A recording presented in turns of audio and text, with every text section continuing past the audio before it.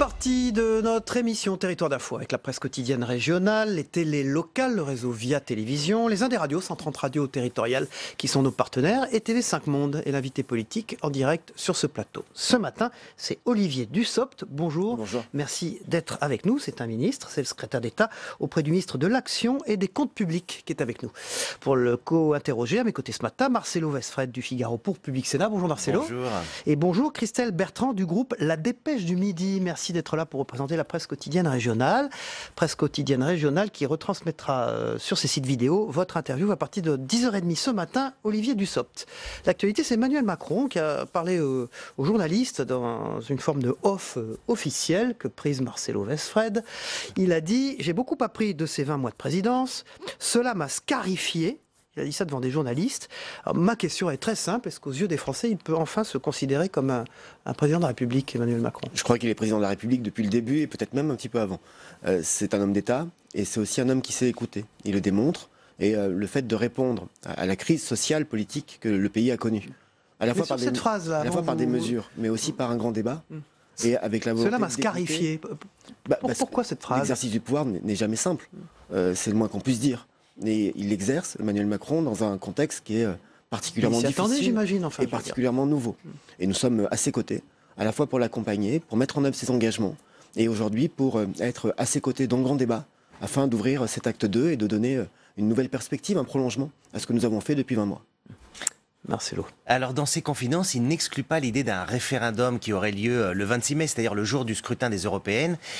Est-ce que, en couplant les deux scrutins, un référendum et les européennes, on risque pas de brouiller le message européen? Le président de la République tirera les conséquences et les conclusions du grand débat. Il l'a dit lui-même. Et il a dit hier à un certain nombre de vos confrères que toutes les hypothèses étaient sur la table. Il n'a pas dit que c'était décidé, il a dit que c'était une hypothèse parmi d'autres. Et la Constitution fait que c'est le président de la République qui peut convoquer un référendum. Ouais. Je pense que si le président de la République juge opportun de convoquer un référendum sur un certain nombre de questions, le fait de le faire le même jour que les européennes est une bonne chose. C'est une bonne chose parce que ça permet d'avoir un grand rendez-vous démocratique à l'occasion d'un choix majeur pour le continent européen. Et si c'est nécessaire, si le président de la République le juge opportun, de consulter les Français sur un certain nombre d'orientations. Alors lors de cet entretien, il a aussi chanté les louanges des départements, des petites communes. Vous avez été président des petites villes de France. Est-ce que vous trouvez que cette analyse est judicieuse, puisqu'il dit les grandes métropoles, les grandes régions, c'est plus un échelon opportun. Il faut reparler aux maires, aux petites communes. C'est ça qui est important. Vous partagez cette analyse? Je le partage. J'ai été rapporteur de la loi NOTRe, ainsi que de la loi MAPAM. Ouais. Les lois NOTRe et MAPAM ont précisé les compétences entre départements et régions. Elles ont fait monter en compétence les intercommunalités, ce que personne ne remet en cause, à l'exception de quelques aspects très techniques sur des questions d'eau ou d'assainissement. Et elles ont fait aussi en sorte, ces deux lois, notre MAPAM, de préciser les compétences et des communes et des intercommunalités. La question des régions avait été traitée dans une autre loi qui avait amené à la création de 13 régions. Ici ou là, il peut y avoir des intercommunalités de grande taille. J'avais veillé comme rapporteur à ce qu'il y ait des aménagements pour tenir compte de la densité, pour tenir compte des territoires de montagne. Il n'empêche que sur les 1200 intercommunalités, il y a nécessairement, ici ou là, des aménagements techniques qui peuvent être apportés. Il faut revoir les choses aujourd'hui. Le président de la République a dit lui-même que sur les sujets qui pouvaient être un peu irritants, sans détricoter cet ouvrage, sans le remettre en cause fondamentalement, il fallait apporter les appréciations, les améliorations nécessaires. Je prends un exemple très technique. Beaucoup d'élus s'inquiètent, par exemple, au niveau des intercommunalités, de la mise en œuvre de la compétence en matière de gestion des eaux et des milieux aquatiques. Ça n'était pas une volonté du gouvernement précédent, ça n'était pas ma volonté comme rapporteur, cela avait été voté au Sénat sur la base d'un amendement parlementaire et dans la discussion, le jeu des compromis, des concessions entre l'Assemblée et le Sénat, c'était resté dans le texte. Ça peut être un point qui fait débat et qui peut être réexaminé. L'essentiel, c'est d'abord quelque chose qui marche. Et sur les grandes régions, par exemple, on pourrait remettre en cause cette réforme voulue par François Hollande? Je ne suis pas sûr que ce soit la priorité absolue. Aujourd'hui de redétricoter, parce qu'il faut un temps de maturation, et le président de la République a dit lui-même qu'il ne voulait pas lancer une grande réforme territoriale, les présidents devaient digérer, les territoires devaient digérer la réforme qui a été mise en place précédemment. Par contre, avoir la possibilité, là où ça ne fonctionne pas bien, notamment au niveau des intercommunalités qu'on a évoquées, là où des ajustements techniques, législatifs peuvent être apportés, c'est une bonne chose, et je n'ai aucune surprise à entendre le président de la République formuler cela. J'ai été maire, président de l'Association des petites villes de France, il était alors ministre de l'économie. Je peux vous assurer qu'il était extrêmement attentif C'est une sorte de au mea sujet culpa qui fait quand des même. territoires. Il portait beaucoup d'attention aux élus et aux projets que nous portions sur chacun de nos territoires. Alors dans l'actualité, il y a aussi un autre personnage qui s'exprime un peu à son insu, c'est Alexandre Benalla, dont Mediapart sort des enregistrements et on l'entend discuter avec Vincent Kras alors qu'il est censé ne plus pouvoir le rencontrer. Mediapart explique notamment qu'il aurait continué, qu'il aurait fait du business avec un oligarque russe alors qu'il était à l'Élysée. Est-ce que ça vous choque? Est-ce qu'il y a du parjure? Est-ce que le Sénat, enfin la commission des lois, doit le poursuivre? La commission des lois fera ce qu'elle décide. Et ce n'est pas un membre du gouvernement de dire à la commission des lois d'une assemblée parlementaire, le Sénat ou l'Assemblée nationale, ce qu'elle doit faire. C'est un principe de séparation des pouvoirs. d'Alexandre Benalla. La deuxième chose, c'est que je ne suis ni procureur ni juge. Il y a une enquête et une procédure judiciaire. Il y a une commission d'enquête parlementaire qui existe, qui réalise son travail. Et je n'ai pas à interférer, y compris par respect du principe de séparation des pouvoirs. J'ai pris connaissance, comme vous, des déclarations et des faits que Mediapart rapporte.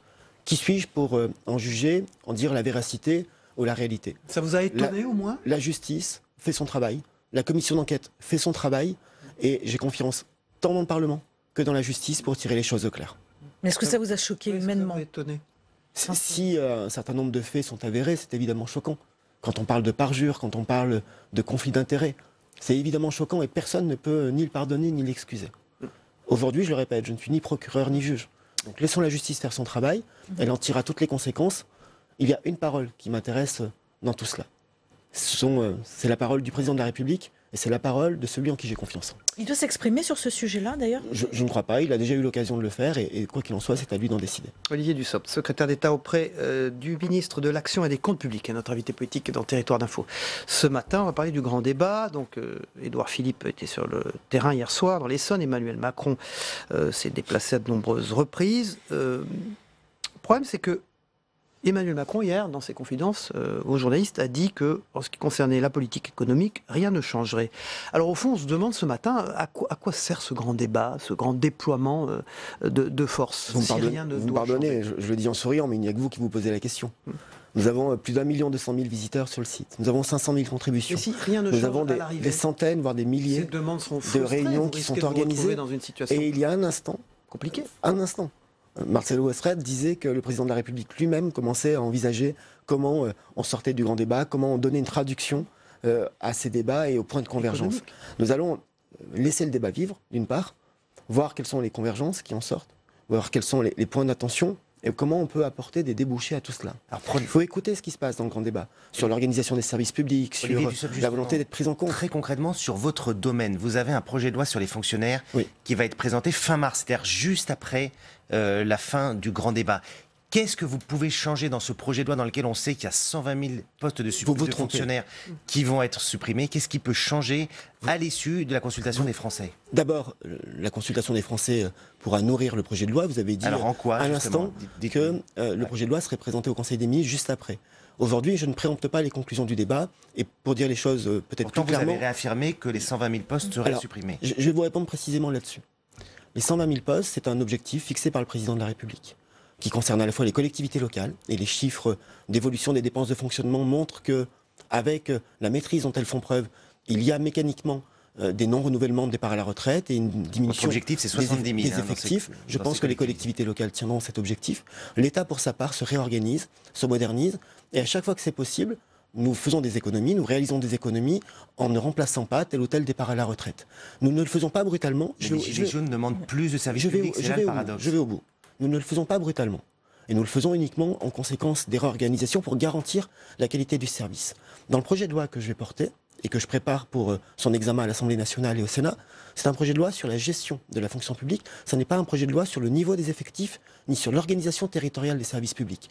On va aborder des sujets comme les compétences des commissions administratives paritaires, les modalités de recrutement des fonctionnaires, la manière dont on calcule leur rémunération, la manière dont on fait en sorte qu'ils aient une mobilité professionnelle.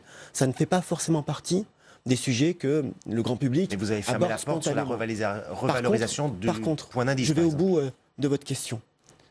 Sur les questions que se posent souvent les Français à propos des services publics. Que veulent-ils? Le maintien des hôpitaux, le maintien des écoles, des services publics dans tous les territoires, que ce soit les centres-villes, les quartiers plus en difficulté, les zones rurales. Nous travaillons aussi à cela pas dans le cadre du projet de loi que je suis amené à défendre devant le Parlement. Dans le cadre de ce qu'on appelle la réorganisation territoriale de l'État, le Premier ministre a donné un certain nombre d'instructions. J'ai eu, hier après-midi au Sénat, à répondre à une question de la sénatrice Verrien, qui m'interrogeait notamment sur l'implantation des perceptions. Je lui ai dit des choses très simples, mais qui vont beaucoup changer la manière de fonctionner. Jusqu'à présent, année après année, les perceptions fermaient, et en gros, il y avait 80 à 100 perceptions par an qui fermaient sur le territoire français. Les élus n'avaient aucune visibilité, parce que ça changeait tous les ans. Les contribuables n'avaient aucune visibilité, les usagers non plus. Avec Gérald Darmanin, nous avons demandé à nos directeurs départementaux d'avoir travaillé en concertation, par bassin de vie, d'avoir une vision pluriannuelle, de garantir le conseil aux élus et d'aller plus loin, d'avoir plus de points de contact sur le territoire. Réimplanter des services publics sur le territoire, c'est compatible avec supprimer des postes, 120 000 postes. Oui, parce que ça veut dire enfin ne pas demander uniquement aux services dans les territoires de porter un effort d'économie, mais de mettre à contribution les administrations centrales. Ça veut dire aussi se poser des questions sur l'implantation des services. Aujourd'hui, il y a des services de gestion, qu'on appelle parfois de back-office dans un mauvais français, qui sont implantés dans des grandes villes, dans des métropoles, à Paris, avec parfois aussi des agents qui aspirent à une autre qualité de vie. Pourquoi est-ce qu'on ne se pose pas enfin la question? Et c'est celle que nous demandons d'examiner à nos services. De dire, mais ce service qui ne reçoit pas de public, qui traite des dossiers, pourquoi ne serait-il pas implanté dans une zone rurale, dans une zone périurbaine? C'est aussi à ça que nous travaillons et je crois que c'est là que l'on apporte des réponses aux Français qui veulent plus de services publics. Ça veut dire que quelle que soit la nature des débats au sein de ce grand débat national, ce chiffre de 120 000 postes supprimés ne changera pas. Ça reste un objectif, mais le Premier ministre l'a dit lui-même sur un autre plateau, il y a 48 heures, ça n'est pas un totem. Ça n'est pas l'alpha et l'oméga et nous ne levons pas le matin avec cet objectif. Mais par contre, nous sommes convaincus de deux choses. La première, c'est qu'on peut garantir une qualité de service partout sur le territoire en réalisant des économies, et donc, y compris en ne remplaçant pas certains départs. Ce n'est pas un plan de licenciement dont on parle, c'est du non-remplacement de départ à la retraite. Il y a 150 000 départs à la retraite par an. L'autre chose dont nous sommes convaincus, c'est que nous devons faire en sorte que les Français aient un service public de qualité, mais les mêmes Français nous demandent de payer moins d'impôts et donc de faire des économies. C'est ce que nous recherchons. Vous rappeliez tout à l'heure que j'étais maire. C'est ce que j'ai fait quand j'étais maire. J'ai divisé la dette par 2 tout en créant des services publics qui étaient nécessaires aux besoins des habitants de ma ville. Olivier Dussopt, vous venez de citer le nom de Gérald Darmanin, votre ministre de tutelle, le ministre des Comptes et de l'Action publique. Il souffle un peu le chaud et le froid actuellement. Est-ce qu'il va rester, pas rester, puisque le maire de Tourcoing, il l'a été juste avant lui, vient de décéder. C'est tenable ce suspense alors que le prélèvement à la source est en train de se mettre en place? Le prélèvement à la source se met en place dans de très bonnes conditions. Et Gérald Darmanin donc il peut partir. Le travail est fait. A mis en place toutes les conditions nécessaires pour que cette réforme, le prélèvement à la source, soit une réussite. Gérald est un ministre en exercice avec qui je travaille quotidiennement. Je suis heureux de travailler à ses côtés. Là, vous ne répondez pas. Non, mais par contre, je viens à ma réponse. C'est aussi un ministre qui est en deuil.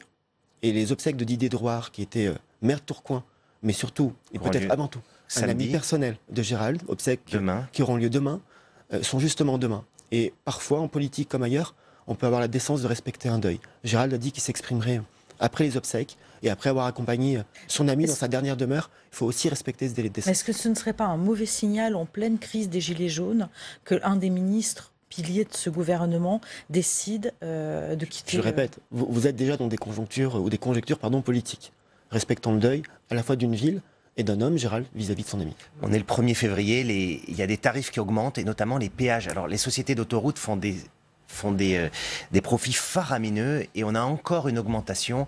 Est-ce que vous le comprenez? Est-ce que c'est pas, on en a parlé tout à l'heure dans le journal des territoires, est-ce que c'est pas un peu scandaleux? Je trouve que l'augmentation est forte et je salue aussi le travail de ma collègue Elisabeth Borne, qui a discuté, négocié avec les sociétés d'autoroutes, qui sont dans un contexte que l'on connaît. Elles ont été privatisées il y a plusieurs années par un gouvernement il y a déjà bien longtemps, et qui ont certaines prérogatives. Elisabeth Borne a obtenu qu'il y ait des réductions de 30% à partir d'un certain nombre de trajets mensuels, 10 trajets par mois, pour justement faire en sorte que celles et ceux qui sont amenés à prendre l'autoroute très régulièrement n'aient pas à subir votre gouvernement va faire des nouvelles privatisations dans ce contexte-là, avec ce retour d'expérience.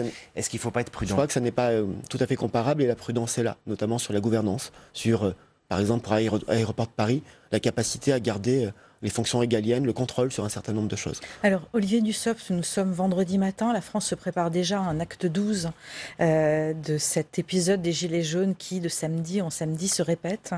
Cette fois-ci, cette journée devrait prendre une nouvelle forme avec des défilés de blessés. Est-ce que la police n'a pas eu un peu la main lourde, notamment avec cette arme LBD? On dit qu'il y a eu 9000 balles de tirées. Les médecins commencent à prendre la parole en disant qu'il y avait des blessures assez importantes. Qu'est-ce que vous en dites? Qu'est-ce que vous en pensez? La police et la gendarmerie sont les garantes de l'ordre et il faut saluer leur travail. Il y a des centaines et même des milliers désormais de blessés parmi les policiers et les gendarmes. Une mauvaise utilisation de cette arme. Il y a des policiers et des gendarmes sur qui on a envoyé des bouteilles d'acide.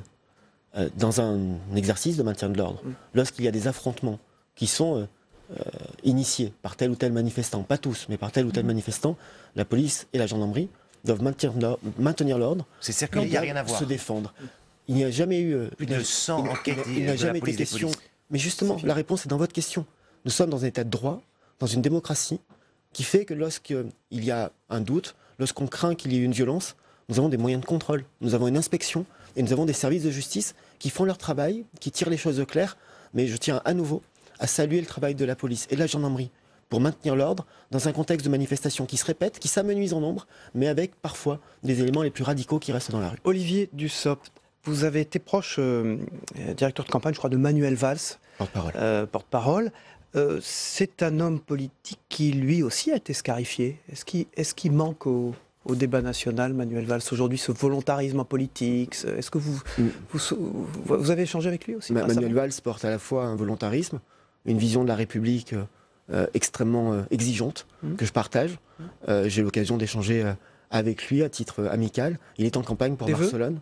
Il est en campagne pour Barcelone et je lui souhaite le meilleur dans cette campagne. Il manque ici au débat national? Oui, c'est une voix qui est forte et qui peut manquer, mais qui a trouvé à s'exprimer sur la scène européenne. Il vous a dit s'il souhaitait revenir? Je trouve que c'est une très belle aventure que de dire je suis européen, je suis français, je suis européen, je suis aussi espagnol, et je peux mettre mon talon au service de cette ville qui par ailleurs est magnifique, de Barcelone. Et je le répète, je lui souhaite vraiment le meilleur à titre politique, mais surtout à titre amical. Pour revenir ou pas? C'est à lui qu'il faut poser la question. Merci Olivier. Je lui souhaite surtout de gagner et d'être maire de Barcelone. Merci, secrétaire d'État auprès de Gérald Darmanin, le ministre de l'Action et des Comptes Publics. Merci Christelle Bertrand pour le groupe de la Dépêche du Midi. Et merci Marcelo Westfred. On passe au débrief de l'actualité dans un instant.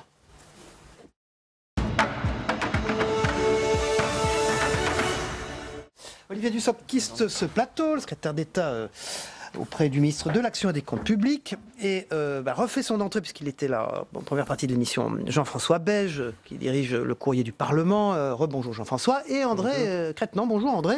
Bonjour. Vous êtes le patron de l'information, directeur de l'information de TV5 Monde, chaîne partenaire de cette émission qui nous diffuse dans 200 pays et dans 17 langues, on l'oublie souvent. On va parler de ce qu'a dit Olivier Dussopt à propos du grand débat. Emmanuel Macron y participe évidemment, l'a initié. Édouard Philippe était hier dans l'Essonne. Mais dans les petites phrases, on va revenir avec Jean-François Beige, le président de la République a dit qu'au fond, il ne changerait pas de politique économique. Donc la question que je pose à André Crétenant, c'est que j'allais vous dire, tout ça, pourquoi? J'ai pas dit pour rien, pourquoi? Oui, mais évidemment que la question fondamentale, c'est sur quoi ça va déboucher. Et est-ce que c'est un vrai débat avec des conclusions qui peuvent porter, etc. Je pense que c'est un débat essentiel. On pouvait être assez sceptique, je dirais, avant le début de l'exercice. Moi, j'ai le sentiment aujourd'hui que le débat fonctionne assez bien. Je trouve aussi qu'avec ce que laisse entendre aujourd'hui le président, que ça va déboucher sur quelque chose, et sans doute aussi sur un ou des référendums, parce que moi je reste fasciné, si vous voulez, par cette réflexion sur votre côté suisse. Voilà, sur comment ce système politique extraordinairement centralisé et qui fonctionnait plutôt bien jusqu'à maintenant, comment ce système politique va réussir à intégrer cette notion de démocratie un petit peu plus directe, même si le Premier ministre est assez sceptique au fond sur l'exercice lui-même.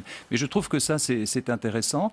Surtout si, et ça c'est aussi un enjeu, est-ce que les citoyens vont se prononcer sur les objets qui leur sont proposés et non pas et qu'ils n'en fassent pas en fait un plébiscite pour ou contre le président, parce que c'est ça aussi le véritable enjeu.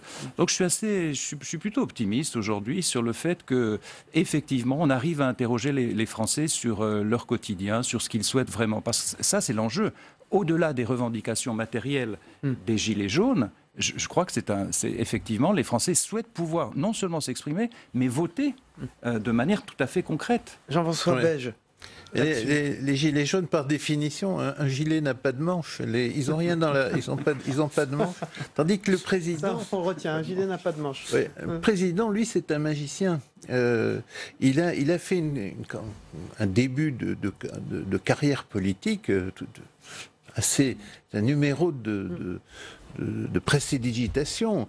Et c'est pas péjoratif ce que je dis, parce que rappelez-vous que Romain Gary, compagnon de la Libération, il disait que le général de Gaulle était un vieux magicien. Donc il faut être un peu magicien en politique, il faut créer de l'illusion. Et il a assez bien géré ce début du débat en évitant, comme le disait notre confrère,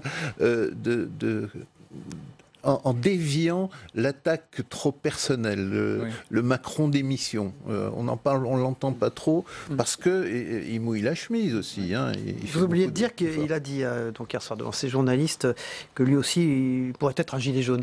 Oui, oui, mais c'est une caractéristique de la période. C'est-à-dire tout le monde dit « Ah ben moi aussi je mettrais bien un gilet jaune pour ceci, pour cela ». André Crajot aussi, vous auriez pu être un gilet jaune? Oui.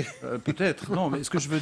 Non, moi je pense que les gilets jaunes sont aussi un petit peu les enfants de Macron d'une certaine manière, en ce qui concerne la méthode. Parce qu'au fond, Emmanuel Macron, s'il a réussi dans cette élection et dans cette campagne, c'est qu'il s'est comporté comme un gilet jaune, c'est-à-dire s'adresser directement aux Français au-delà des corps intermédiaires. Donc voilà, c'est tout à fait dans la même ligne, mais c'est ce qui se passe aussi aujourd'hui. Alors l'avenir dira s'il a joué à l'apprenti sorcier ou pas. Ce que Emmanuel Macron réussit à faire aujourd'hui, c'est à raconter une histoire. Et c'est pour ça qu'il emmène à nouveau une certaine majorité dans le pays. C'est à nouveau lui qui est le narrateur de ce qui est en train de se passer. On va passer à la politique, puisque cette semaine, on a connu les têtes de liste aux élections européennes des Républicains. C'est la désignation de François-Xavier Bellamy qui a été désigné donc pour conduire cette liste. Et vous dites, Jean-François Beige, que cela montre que les Gilets jaunes réveillent plus d'ambition dans la droite dure que dans la gauche révolutionnaire. Ah oui, c'est une évidence. On s'aperçoit que tout le monde à droite voit les Gilets jaunes comme une divine surprise, une aubaine, et à gauche pas du tout. Enfin, à part Jean-Luc Mélenchon, qui court après le système, hein, on a l'impression. Et c'est vrai que la désignation de François-Xavier Bellamy montre que la bagarre des européennes aujourd'hui et des municipales qu'il ne faut pas oublier l'an prochain, ça va se passer entre droite, extrême droite, droite européenne et non droite, et ça va quand même, sauf miracle, du côté d'un parti socialiste qui a l'air vraiment assez inexistant, on va avoir une bagarre à l'intérieur de la droite. Parce que François-Xavier Bellamy, ce n'est pas n'importe qui. C'est une sorte c'est un Macron. Il ressemble beaucoup à Macron, presque physiquement. Et il est assez brillantissime. Il ne parle pas beaucoup d'économie. Je l'ai entendu une ou deux fois. Mais c'est un personnage assez étourdissant. Il est tout à fait capable de faire des numéros à la Macron. Alors, il est très à droite et il revendique une droite décomplexée, conservatrice, catholique. C'est pas du tout. C'est une figure qui peut émerger dans le débat politique. Ah oui, vous y croyez? Oui, c'est une nouvelle génération, incontestablement. Bon, c'est aussi le positionnement là de la droite, c'est de faire en sorte qu'il y ait une bataille sur les valeurs, comme vous dites, sur les valeurs notamment conservatrices, etc. Moi, je ne sais pas si, avec l'émergence des Gilets jaunes, si le débat ne va pas se déplacer un petit peu, pas tellement sur les valeurs conservatrices, mais sur les questions de l'avenir de la classe moyenne, de ses revendications d'une manière générale. Donc je me demande si ce choix qui a été fait n'est pas un choix peut-être un peu dépassé. En tout cas, on change d'époque. On Voilà. arrive dans un... Et le verbe reprend une très grande importance. Ça, c'est la France. Hein, Le verbe. Quand dire, là, c'est faire. on est de plus en plus dans la sémantique. Dans la sémantique. Deux petites minutes pour parler, André Crétin, avec vous, de l'international, le Venezuela. Donc, Guaido dénonce les tentatives d'intimidation des forces de l'ordre. On ne voit pas trop bien comment on va s'en sortir là. Non, et on voit bien que les États qui interviennent, qui demandent une réélection, ne savent pas non plus très bien comment on peut sortir de la crise. Ce qui est intéressant, c'est que l'Union la européenne France demande des élections qu'ils refusent de vouloir organiser. La semaine dernière, vous avez vu qu'aujourd'hui, ils sont sur une position qui est une position européenne et qui demande une réélection. Le Venezuela est intéressant parce qu'au fond, tout le monde a un avis sur le Venezuela. Hein. Le Venezuela, c'était la révolution, c'était le socialisme du XXIe siècle. Et donc, ce qui s'est passé au Venezuela a aussi été beaucoup suivi par l'ensemble, j'allais dire, de la gauche, y compris en Europe. Ce qui est intéressant, on n'a pas beaucoup de temps développé, mais c'est de voir aussi le jeu de la Russie, qui soutient effectivement le Venezuela. Il y a la question du pétrole. Et puis aussi la question, évidemment, des migrants, puisque vous avez des millions de Vénézuéliens qui sont partis en Colombie. Dernière minute sur le Brexit. No, nein, no. C'est la réponse de l'Union européenne à Theresa May. Là, pareil, pas de visibilité.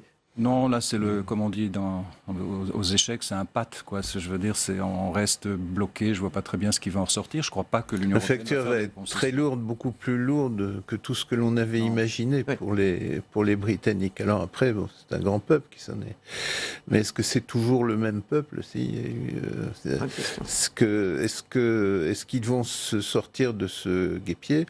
Il y a toute une thèse qui prévaut en ce moment, qui est de dire il y aura une séparation comme cela, on ne va rien dire, rien faire. Mais ce n'est pas possible, c'est absolument impossible. Ne serait-ce qu'à cause des implications liées à la contribution de la Grande-Bretagne et de la question irlandaise, qui est un casse-tête. Moi, je pense que ce sont des pragmatiques. Et qui vont trouver une solution. Voilà. Je pense qu'ils vont qu'ils vont repousser en quelque sorte ce Brexit d'un certain nombre de mois, voire d'années. Mais je ne peux pas imaginer qu'il y ait à nouveau des contrôles aux frontières, des blocages, des files d'attente. Voilà. Alors la question, c'est est-ce qu'ils vont participer aux élections européennes? Est-ce qu'ils vont voter pour les élections européennes pour une construction politique dont ils ont sorti, dont ils veulent pas sortir? Merci beaucoup Jean-François Beige. Vous dirigez la rédaction du Courrier du Parlement. Merci beaucoup André Crétin. Vous dirigez l'information de TV5 Monde, notre partenaire qui nous diffuse dans 200 pays et dans 17 langues. On va passer tout de suite, si vous le voulez bien, au Zap. Le Zap Matin de Christophe Combarieux. On va regarder ce qui s'est passé dans les autres matinales d'infos chez nos confrères ce matin. On se retrouve après, à tout de suite. Le patron hier soir, il m'envoie un message. Il dit tu vas les bouffer. T'es plus fort qu'eux, c'est pour ça que je t'avais auprès de moi. On se demande de qui il parle lorsqu'il dit les bouffer. C'est qui? Ce sont les juges, ce sont les parlementaires, ce sont peut-être les journalistes. Il a redit encore, et je suis fier d'avoir embauché Alexandre Benalla à mon cabinet. Sur le reste, la justice, elle fera son travail. Quand j'entends les conneries qui ont été dites, machin, etc., il est comme un fou. Ce qu'on lit sur le SMS est assez troublant quand même. On voit très bien qu'il est protégé et c'est pour ça qu'il fanfaronnait partout. On a confirmation de toutes les invraisemblances qui nous ont été servies depuis le début sur tous les aspects du dossier. On n'a pas le droit de mentir à une commission d'enquête parlementaire. Donc nous allons tout mettre à plat, tout regarder. S'il s'avérait qu'il y a eu un mensonge, eh bien les conséquences peuvent en être tirées par le Parlement, puisque nous pourrons, nous en tant que rapporteurs, proposer de saisir la justice. Ces petites phrases d'Emmanuel Macron qui a reçu un certain nombre de journalistes aujourd'hui dans le palais de l'Élysée. Il assure avoir beaucoup appris de ses 20 mois de présidence. Il estime avoir été scarifié. Il faut bien le reconnaître que les institutions sont puissantes, mais elles ne sont pas toutes puissantes, que la démocratie représentative, c'est la clé de notre vie politique et qu'il n'est pas question de supprimer ou de tirer au sort des parlementaires ou je ne sais trop. Les élections, ce sont les élections. Mais il faut peut-être infléchir au niveau institutionnel. Voilà. C'est un texte qui enflamme l'Assemblée nationale. C'est une pure folie que de voter ce texte. Une pure folie. On se croit revenu sous le régime de Vichy. Mais oui, mes chers collègues. Oui, je dis bien le régime de Vichy. Mais oui. Concrètement, jusqu'à présent, seul un juge et une condamnation judiciaire pouvaient interdire individuellement le droit de manifester. Avec le nouveau texte, le préfet pourra lui aussi le faire par décision administrative. Je suis dans une famille qui a vécu cela. Mon père a été proscrit. Il a été poursuivi par la police de Vichy. Vous voyez ? Donc il faut réfléchir un peu. Qu'en serait-il demain si des pouvoirs populistes, des pouvoirs plus sensibles aux thèses illibérales qui ont le vent en poupe en Europe, arrivaient au pouvoir? Il y a des moments où il faut taper, et taper fort pour réveiller les consciences. Voilà, dans un instant, c'est la troisième partie de notre émission avec l'actualité parlementaire. On s'y retrouve, à tout de suite. Bon, ben,